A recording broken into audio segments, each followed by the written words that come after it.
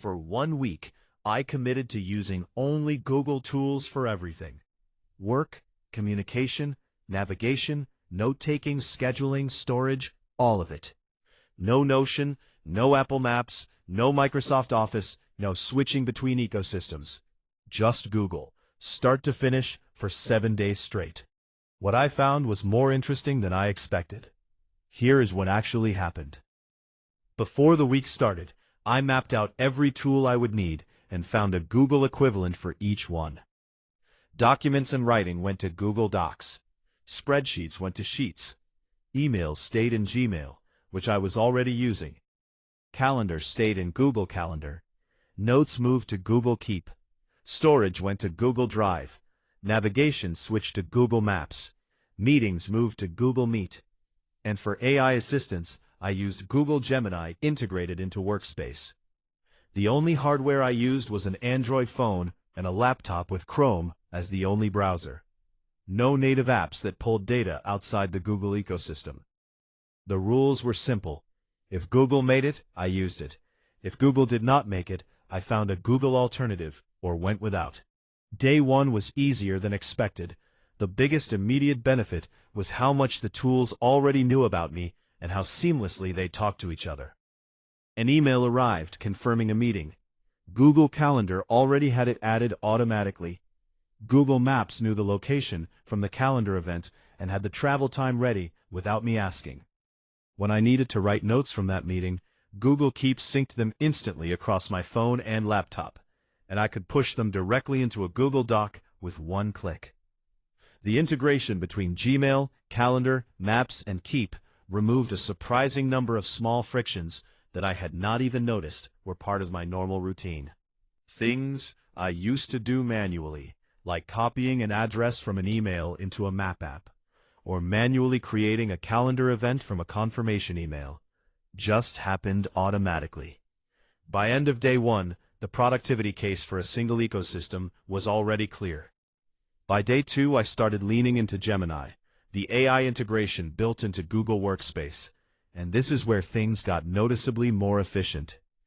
In Gmail, Gemini drafted responses to emails I did not want to write from scratch.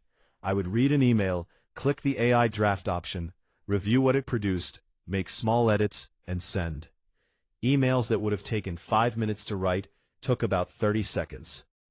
In Google Docs, Gemini summarized long documents I needed to review, pulled out the key points, and formatted them into a brief I could actually use. For research-heavy days, this alone saved an hour or more. Google Notebook LM was the standout tool of the week. I uploaded several long PDF documents I needed to work through and was able to have a conversation with them, asking specific questions and getting referenced answers rather than reading every page linearly. For anyone dealing with large volumes of reading material, this is a genuinely transformative tool. The AI integration across the ecosystem felt cohesive in a way that individual AI tools bolted onto non-Google software do not. Everything was in one place, and the AI had context across all of it. Midweek is when the other side of the experiment started becoming impossible to ignore. Google Maps knew everywhere I went. Gmail was reading my emails to surface smart replies and calendar suggestions. Google Assistant on my phone was listening for the wake word constantly. Google Discover on my home screen was serving articles based on what I had searched, read, and watched. YouTube recommendations were pulling from my entire watch and search history across the week. None of this was surprising in isolation, but experiencing all of it simultaneously in every corner of my digital life made the scale of data collection feel different than it does when you are only using 1 or 2 Google products. The convenience and the surveillance were the same thing. Every feature that saved me time did so by collecting data about my behavior, location, preferences, and communications. By day 4, I was genuinely aware that I was inside a system that was learning from everything I did in real time, and using that learning to keep me engaged and inside the ecosystem longer. The productivity was real. The cost of it was also real. By the end of the week, a different feeling had set in, alongside the productivity benefits. Dependency. Every workflow I had built during the week ran through Google infrastructure. My notes were in Keep, my documents were in Drive, my calendar was in Google Calendar, my email history was in Gmail, my research was in Notebook LM. Extracting any of it and moving it to a different ecosystem would have required significant effort. And some of it, particularly the AI-generated summaries and the Notebook LM conversations, would simply not transfer at all. This is what ecosystem lock-in actually feels like from the inside. It is not a wall. It is a gradual accumulation of convenience that makes leaving incrementally more expensive. By day 7, I had not been forced to stay inside Google's ecosystem. I had been made comfortable enough that leaving felt like a step backward. The walled garden does not feel like a prison. It feels like a really well-designed apartment. Until you try to move out. Setting aside the privacy and lock-in concerns, certain tools genuinely stood out as best in class across the week. The Gmail and Google Calendar integration was the most immediately impactful. Automatic event creation, travel time suggestions, and meeting prep pulled from email context saved real time every single day. Google Notebook LM was the biggest surprise. For research and document-heavy work, it is a category of tool that did not exist in a practical freeform until recently, and it is genuinely excellent. Google Meet performed reliably across every call during the week, with no notable quality issues, and the auto-captioning feature was accurate enough to be useful in real time. And Google Docs real-time collaboration, which I had used before but not as my exclusive tool, held up well for every shared document situation during the week. No version conflicts, no file attachment friction, no confusion about which copy was current. A few areas where the Google-only constraint revealed real limitations. Google Sheets, despite being capable for most everyday tasks, fell short on 2 occasions during the week when I needed to do more complex data analysis. The formula depth and pivot table functionality in Excel would have handled both tasks more cleanly.